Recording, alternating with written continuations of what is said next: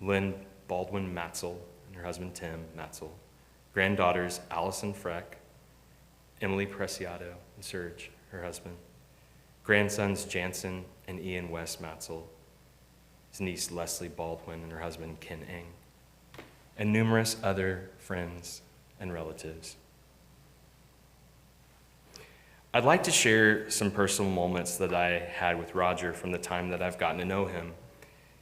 From the time that we met, I was impressed by his unique and refined style. I noticed that in addition to the wedding band that he still wore, he was always outfitted with his trademark Southwestern ring and watch. Roger took the time to be well-dressed and to express his love for the American West in his personal style. Over the decades, he built a beautiful collection of bolo ties, purchased predominantly in Santa Fe. When Allison and I got married this spring, I was lucky enough to be able to wear this bolo tie that belonged to Roger Baldwin. And we actually, and lots of folks here today are wearing the bolo ties to represent him and to honor him that were part of his collection.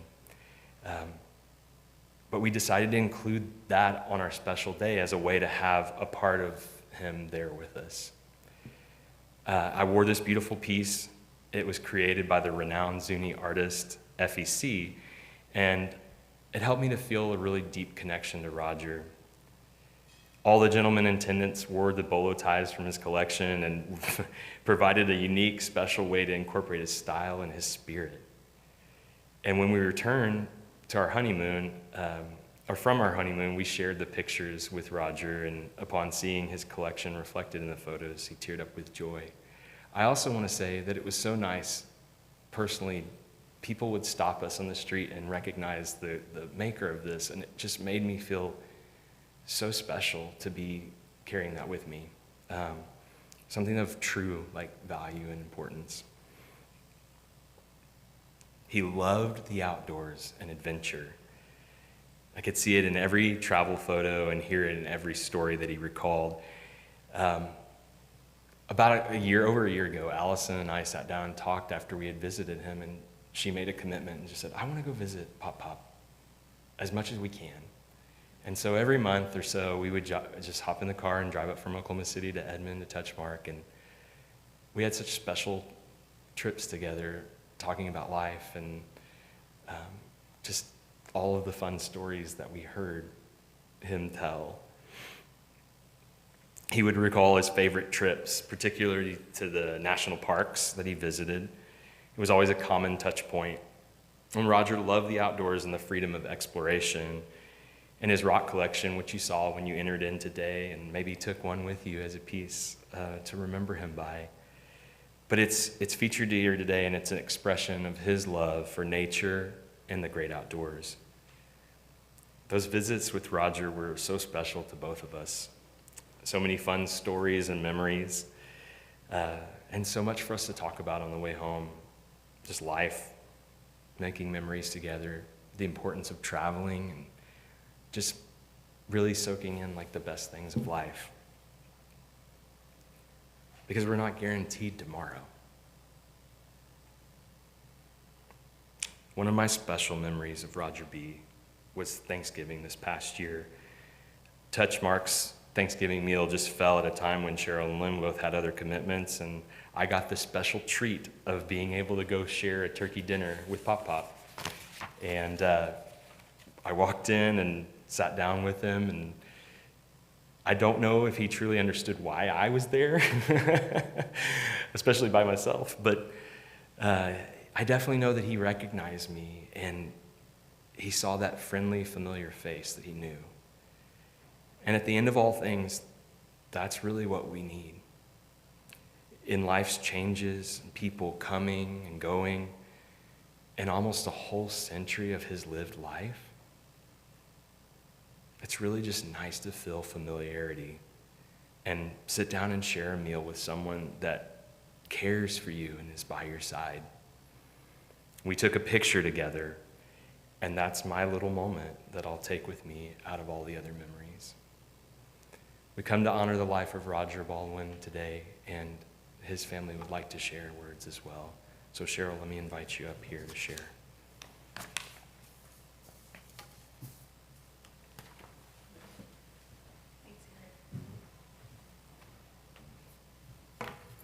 So I'm Cheryl Baldwin Freck, Roger's older daughter. I've struggled to decide what to say today. I can tell you what my father did, but I'd rather tell you what kind of person he was. But if you're here, you probably knew Roger Baldwin yourself, and you know what kind of person he was. I should mention that my husband's name is also Roger. So when I talk about my father, I'll probably say Roger B. Roger B's first job as a chemist with a brand new PhD was at American Potash in Whittier, California, and he came home every day smelling of the chemicals he worked with. Some of his projects in the 1960s involved hydrazine, borates, ammonium chlorate, perchlorate for rocket fuel formulations. One time, my mother got a call that there had been an explosion. He was not badly injured, but I do remember my mother's concern when we drove to meet him at the hospital. As some of you may recall, there were no calculators or personal computers in the 60s or 70s, and my dad was a whiz with a slide rule, which he carried home in his Samsonite briefcase every night to do paperwork and calculations. As my father declined into confusion of his form of Parkinson's, he sometimes told me he was looking for his lab notebook to perform a new reaction or to prove a concept for a patent. Just a few weeks ago, I walked in and he was scrawling organic chemical reaction mechanisms on the scratch paper he asked for every time. He took me to the lab with him in California and also in Oklahoma when we moved here. He was an organic chemist, which is known for smelly and boring compounds that are not usually colorful. But both Kerr-McGee and American Potash had inorganic divisions with a lot of colorful inorganic compounds. I'm pretty sure I was one of the few kids who got to make a science poster in elementary school with tiny taped-on test tubes with colorful compounds like bright blue copper sulfate and yellow lead chromate. And probably couldn't do that today. My dad commuted to work with his friend Will Robertson. At the time, the Kerr-McGee Technical Center was out in the country at 150th and Portland, way out in the country. And in the spring and summer, box turtles would be out on the narrow two-lane roads. And both the Robertson kids and the Baldwin kids got rescued turtles brought home to them by their dads. And I will say that both Helen and I are still rescuing turtles today. After leaving Kerr-McGee when they shut down their technical center, in the early 1990s, Roger B. taught organic chemistry lab courses at UCO and also an interdisciplinary chemistry course at OU. He loved teaching, and he was a whiz with the organic reactions that he'd learned more than 40 years before. He was great at encouraging students in the notoriously difficult organic chemistry courses, and he even bought the students lunch at midterm if they were making an A. In the early 90s, computers were becoming essential to just about everything, and Roger B. took classes at Metrotech to learn how to use Office, Word, and PowerPoint. The reason he learned to use the computer was to prepare articles and presentations on his airmail history collection. In 2021, at the age of 90, he gave a PowerPoint presentation on his airmail postal history collection to the Oklahoma City Stamp Club. I'd like to be able to give a presentation when I'm 90, but I don't know. My parents loved to travel, as Eric said. When we lived in California, we went tent camping in Yosemite and Sequoia National Parks. Later on, he planned elaborate weeks-long Western trips back when you had to write or call places for reservations and get AAA triptychs with highlighted paper maps. Two of his prized possessions were his Golden Age pass and his National Park passport, the kind that you went to the visitor center and got stamped when you visited a national park property. My dad always knew where he was long before the days of GPS and satellite navigation. When he became homebound at Touchmark and my family was traveling, I could call him and tell him we were somewhere in the West, and he knew that location. And he'd say, "Oh, there's a great petrified wood site on the north side of the road, about a mile past the gas station." And he was right. I share these glimpses of Roger B. because they embody much of who he was as a person. He was a doer. He did not just go to stamp club meetings. He organized OPEC stamp shows and award banquets and served as an officer in the club. He did the same for the Oklahoma section of the ACS, American Chemical Society, serving as newsletter editor and alternate counselor and very successfully fundraising for a regional ACS meeting in 2003. He was a lifelong learner. I've been going through his boxes and boxes of stamp materials, and there are notebooks full of his research on his collection and letters and correspondence with museums and other collectors. He internalized what he learned, and you could tell great narratives about hot air balloonists attempting to deliver the mail or early unsuccessful attempts at experimental airmail delivery. When I would later see museum exhibits on the same subject, I realized how much he knew and how he was able to communicate these slices of history. Roger B. knew a lot of things, but he wasn't a know-it-all. He loved fishing, and he made sure I learned how to fish and how to clean a fish. He usually had a vegetable garden and always grew beautiful flowers, interspersing them with his rock gardens. He came to Norman and together with my husband, they built a 3-level deck in our backyard that was so well constructed that it looks great after more than 35 years. But more than the things that he did, Roger Baldwin was a nice with a capital N person. He was friendly and usually had a smile, a greeting, and or a story. He was curious and humble. He was an avid correspondent, especially with his brother Don. He took the time to visit family, and he served as a guardian for his nephew Philip for many years. He was a good host, co-worker, and boss, a kind father, a loving husband to our mother, a devoted brother and uncle, and a wonderful grandfather. Over the past 10 days, we have heard from lots of people who knew Roger B., and many have commented on his kindness and his calm demeanor. Some of the things I learned from him include: collect something. It gives you something to occupy your time, and you begin to notice tiny, important details. Every interest you have will bring you in contact with another circle of people who become your people. Always have a garden. It gets you outside and caring for other things. Plan ahead. Make your lunch the night before. Set the breakfast table. Makes the mornings easier. And along the same lines, be early. Be nice and never burn any bridges. You never know when life will bring someone into your orbit again, and you don't want to regret something that you said or did in the past.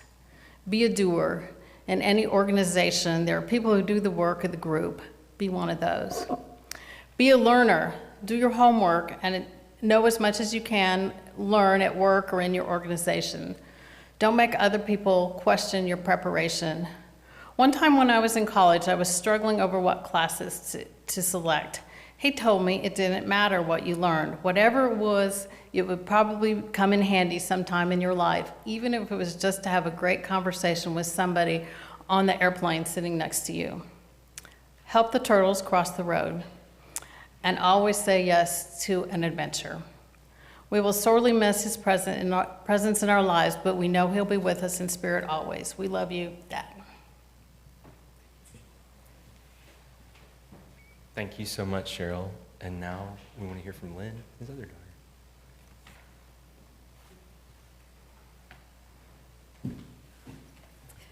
All right, so I'm Lynn Baldwin Matzel, the younger daughter, and I'm going to talk about some memories I had of my dad.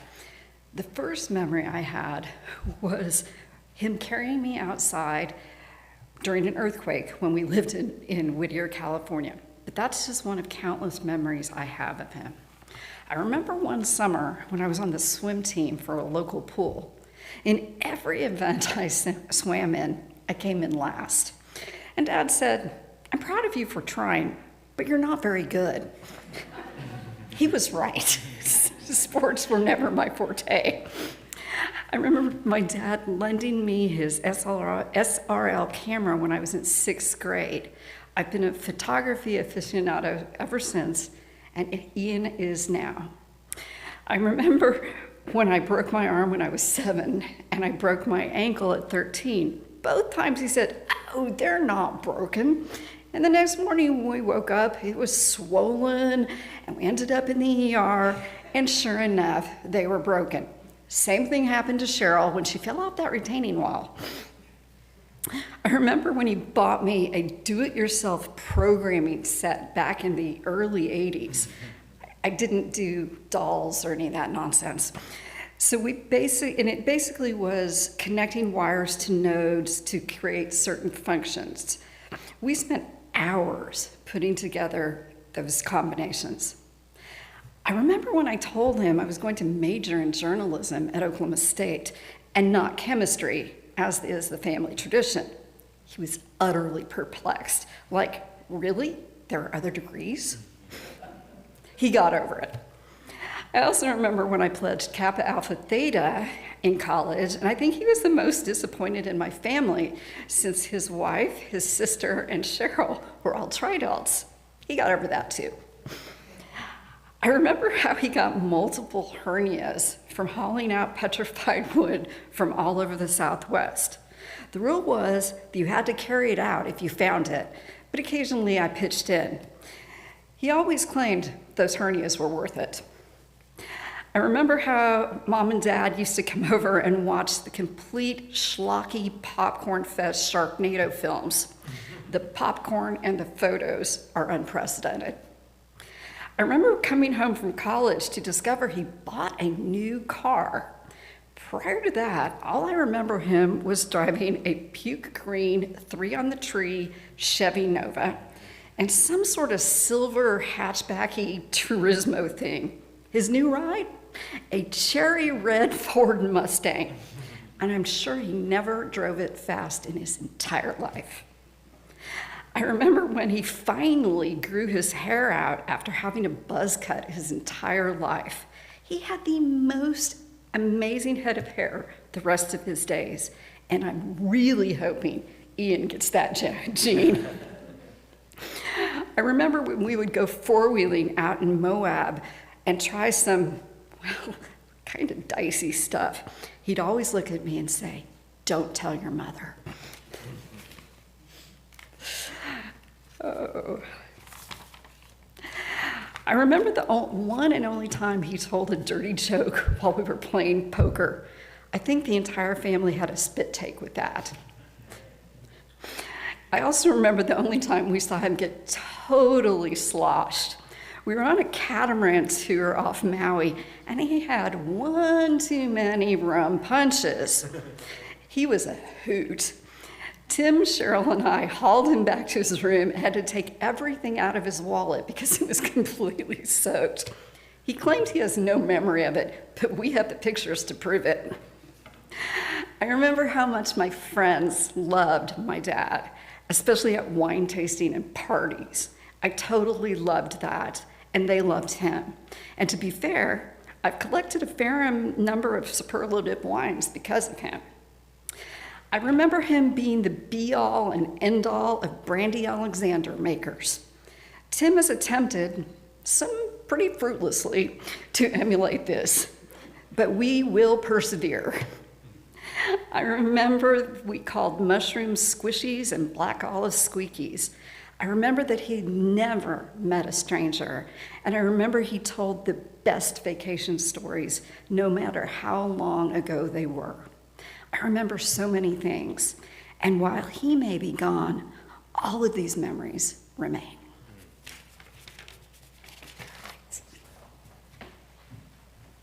Thank you so much, Lynn. Appreciate that. I love the little bits of humor that are peppered in everywhere because he's funny. Super funny guy. We're going to hear from the granddaughters. Allison.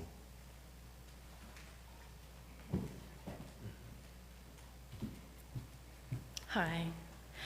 I'm honored to briefly share a few remarks about my grandfather here today. For as long as I can remember, my grandfather, who I called Pop Pop, was a jovial, warm, and loving presence in my life. Some of my favorite childhood memories center on our bygone family tradition of visiting Crested Butte as an extended family every summer. Those summer visits were some of the happiest memories I have with my grandfather.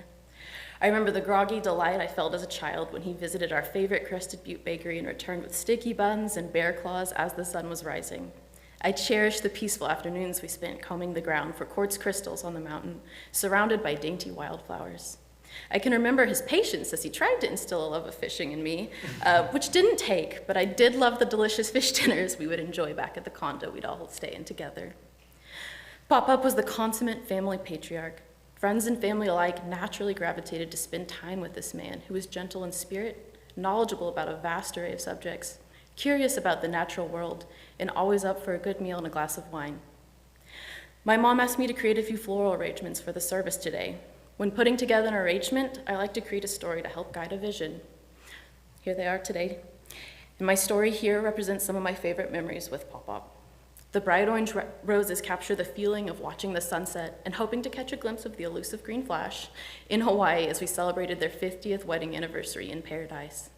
The yellow billy balls are sunny globes, reminding me of riding the train between Silverton and Durango on a perfect golden summer day.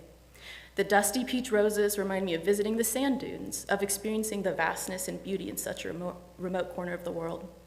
The white hydrangeas remind me of the fluffy clouds and the bluest of skies when we would go horseback riding through a sea of aspen trees. A joyful bouquet of memories, rightfully representing a man of adventure and happiness. I'm so grateful to have had the privilege to have this man be my grandfather, and I look forward to carrying on his legacy of love and adventure too.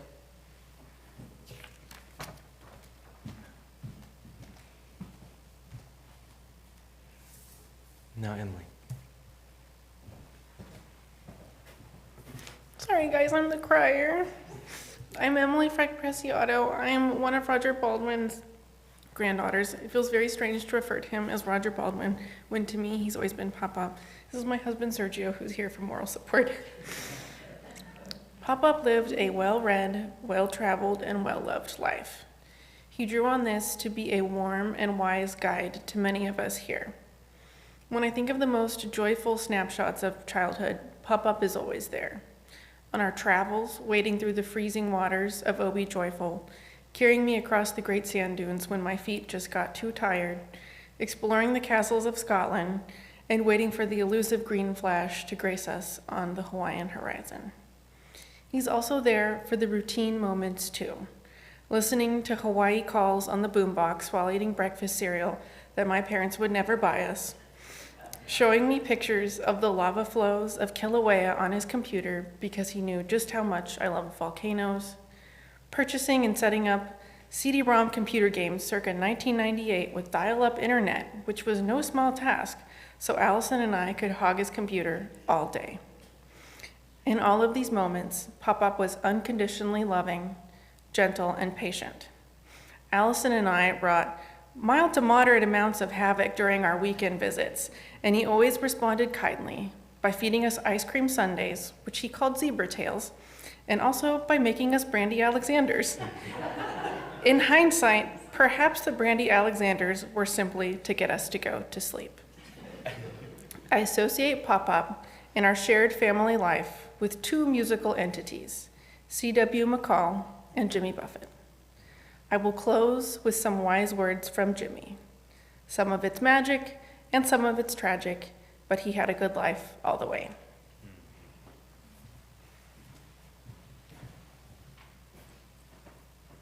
Thanks, Emily and Sergio. We wanted to give an opportunity. I know there's a video honoring Roger B's life, but I wanted to give an opportunity if anyone else would like to come and share a moment, a memory of this great man.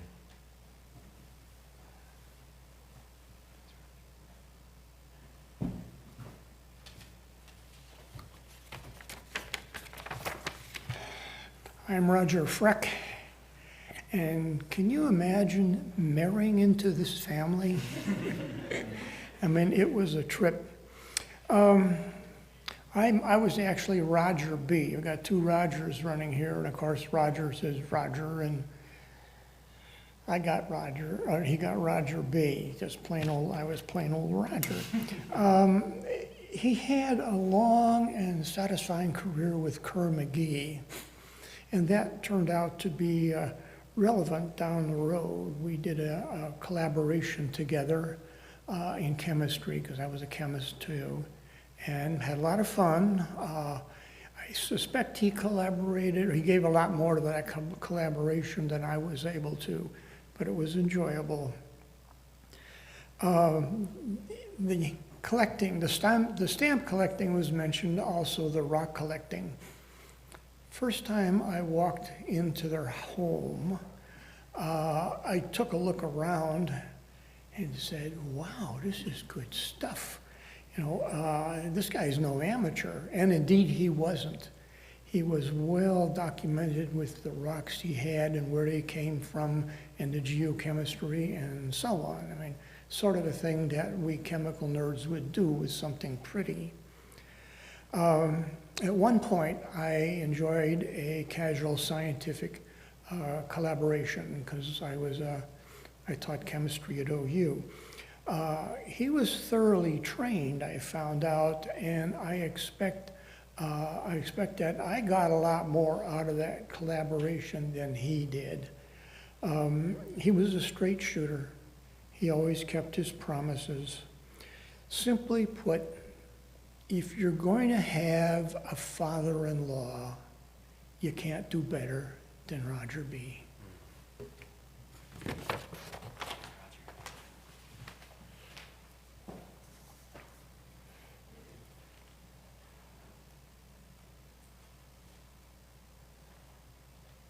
Again, thank you everyone for being in attendance today.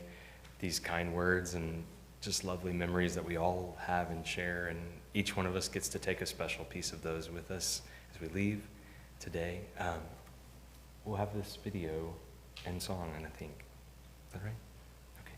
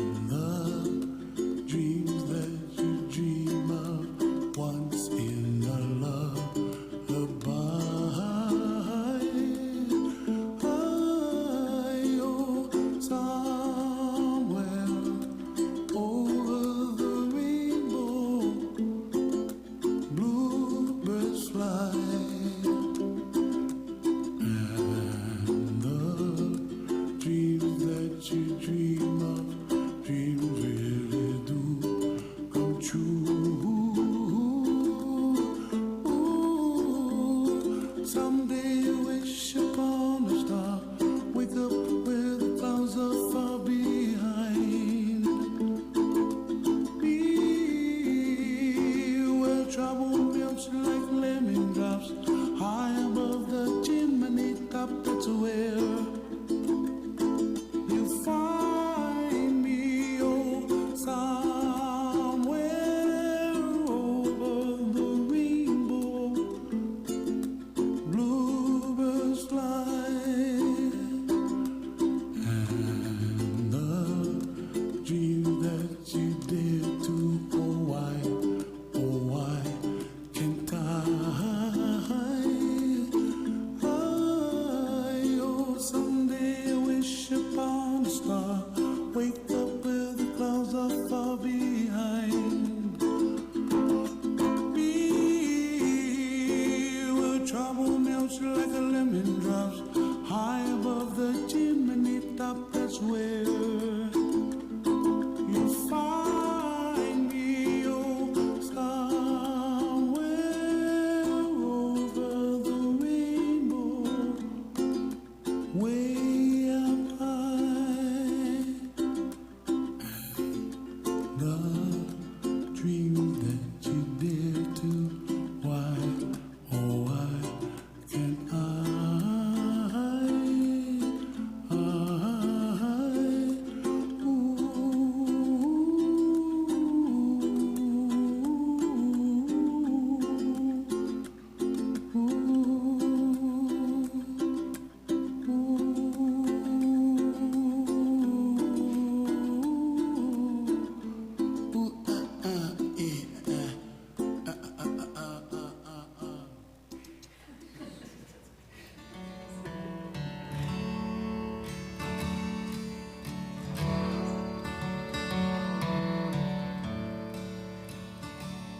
When this world starts a-reeling from that pressure drop feeling, we're just treading water each day.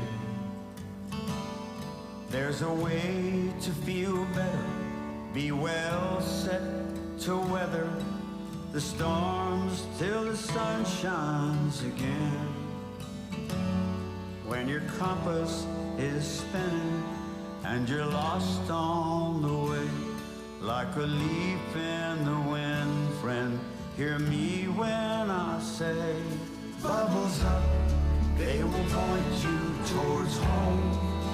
No matter how deep or how far you roam, they will show you the surface, the plot and the purpose. So when the journey gets long, just know that you are loved. There is light up above, and the joy is always enough. Bubbles up.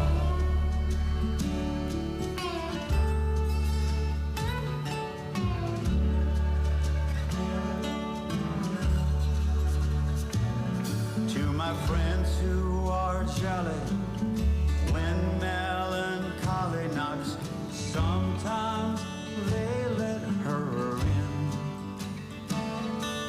to sit and share stories of flops and of glories. It ain't half as bad as the bends. Sometimes living's a struggle, multiply, double, but they love it too much for the party to end. Bubbles up, they will point you towards home. No matter how deep or how far you roam, they will show you the surface, the plot and the purpose. So when the journey gets long, just know that you are loved. There's light up above, and joy, there is always enough. Bubbles up.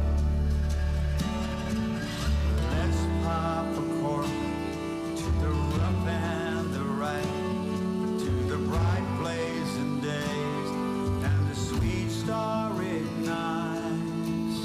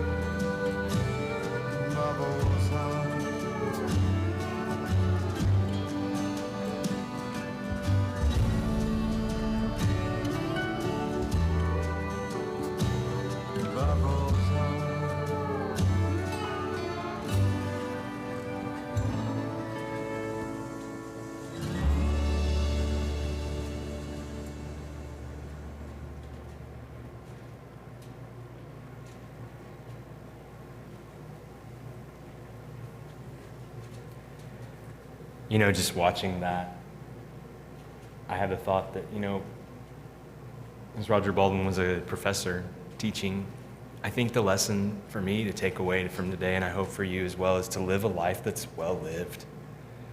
When you look at those pictures and you see someone that just traveled the world and lived.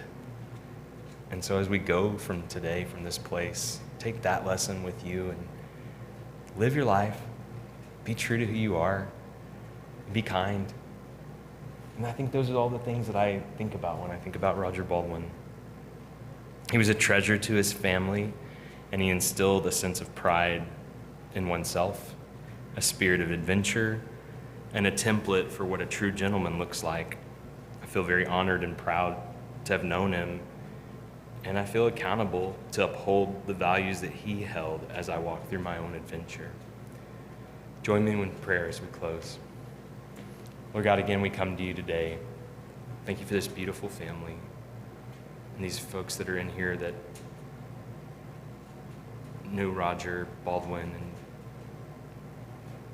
as we go from this place, Lord, help us to take the important lesson that life is to be lived, is to be shared. Help us carry on the tradition of upholding our family that Roger Baldwin taught us about, and having that zest of life. And it's in your name we pray. Amen. Thank you. We'll wait for the family to be seated. Everyone else, you can go ahead and exit, and you'll be dismissed.